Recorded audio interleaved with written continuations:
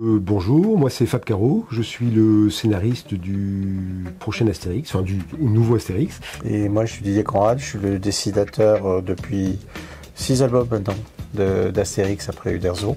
Et donc là c'est la première collaboration pour un nouvel Astérix.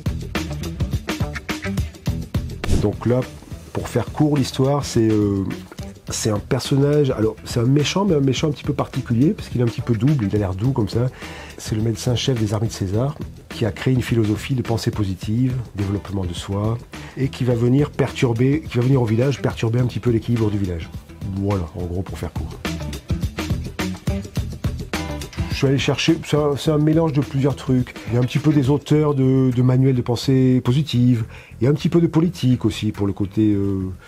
il y a des médecins un petit peu illuminés. Enfin voilà, c'est une espèce de mélange de choses qui ont un tout. Il fallait que ça dessine une espèce de gourou un petit peu.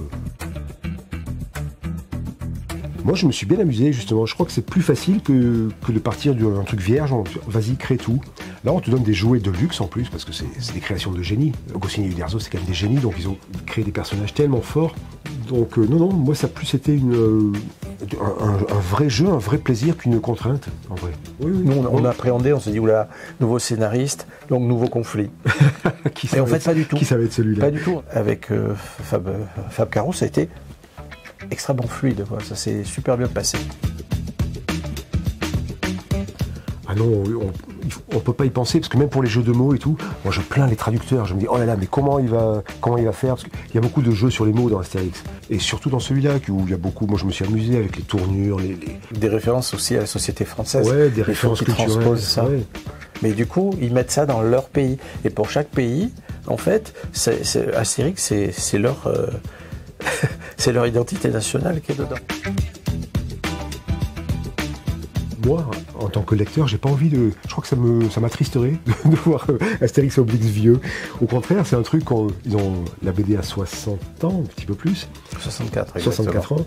Et heureusement qu'on les fait pas vieillir au fur et à mesure, parce que ce serait... Ah là, il serait vieux, là.